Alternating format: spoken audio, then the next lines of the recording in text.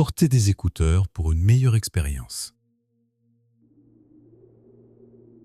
Au cœur de la Chine ancienne, la Grande Muraille se dresse encore, non seulement comme un symbole de puissance, mais comme une preuve que l'homme peut ériger des murs contre les hommes sans jamais pouvoir en construire un contre l'inévitable. Qin Shi Huang, le premier empereur à unifier la Chine. Un souverain de fer, mais il ne craignait qu'une seule chose, la mort.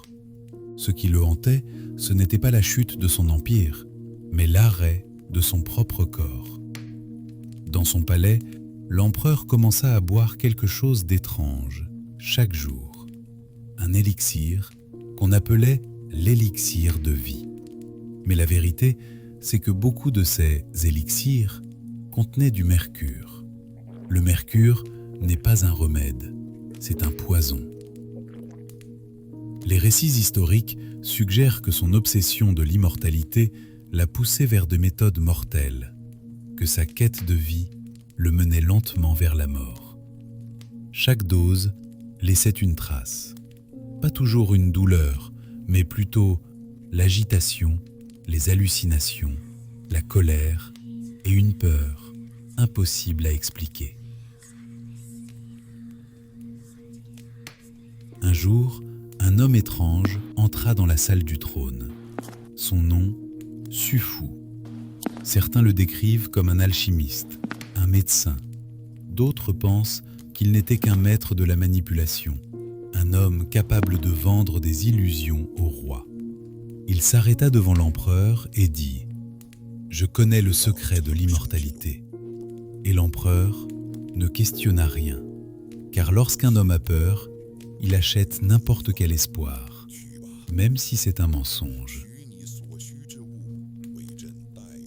Xu Fu affirma « Dans la mer de l'Est, il existe une terre légendaire appelée Penglai, une île des immortels dans les récits de la Chine ancienne. Et là-bas pousse la plante de la vie éternelle.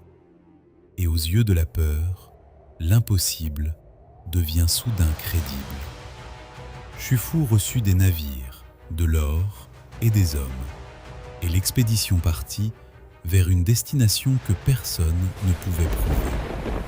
Mais la mer se moque des mythes et n'obéit pas aux empereurs. Tempête, eau noire, perte et un rêve englouti. Après des jours, la flotte revint, vide, brisée, vaincue. Xu Fu se présenta encore devant le trône et dit « Le chemin ne s'ouvrira pas ». Et selon certains récits, il demanda des milliers d'enfants pour accompagner le second voyage, ou, dans les légendes plus tardives, comme offrande. Remarque bien ceci, ce n'est pas un monstre dans la forêt, ni un fantôme dans un hôpital, c'est bien pire, un être humain dévoré par la peur, prêt à faire payer les autres. Au port, les navires de Xu Fu étaient prêts une fois encore.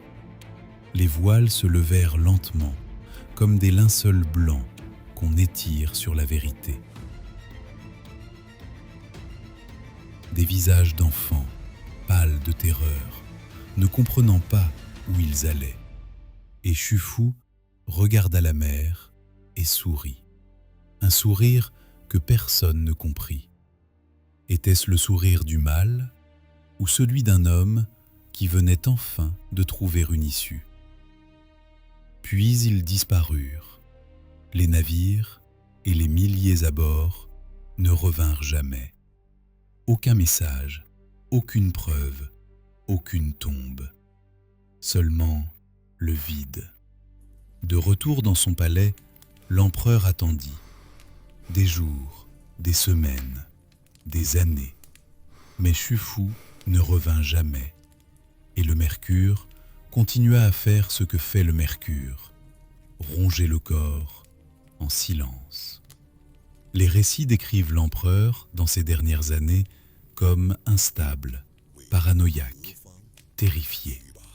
Imagine Un homme qui gouvernait toute la Chine, mais qui, la nuit, ne gouvernait plus son propre cœur.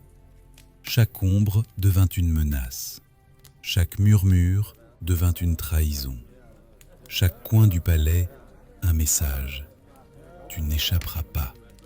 À la fin, Qin Shi Huang mourut. Pas comme un dieu, mais comme un homme. Écrasé par un seul rêve, tromper la mort. Il fut enterré avec l'armée de terre cuite, des milliers de soldats d'argile, pour le protéger au-delà de la faim. Mais dis-moi, la mort peut-elle avoir peur d'une armée d'argile? Quant à Shufu, des légendes japonaises affirment qu'il atteignit leur rivage, qu'il commença une nouvelle vie et ne retourna jamais en Chine. Est-ce vrai ou est-ce une histoire née pour combler le silence? Personne ne le sait, mais une chose est certaine, Shufu n'est jamais revenu. La leçon? Tous les cauchemars n'ont pas besoin de fantômes. Parfois, le pire monstre est un être humain terrifié. Car la peur, lorsqu'elle prend le contrôle, peut créer un empereur fou, des milliers de victimes, et transformer l'immortalité en mensonge le plus meurtrier de l'histoire. Et maintenant je te pose la question, si tu étais l'empereur, poursuivrais-tu l'immortalité à n'importe quel prix, ou ferais-tu la paix avec la faim pour enfin vivre? Écris ta réponse, car ici, les histoires se comprennent avant la fin.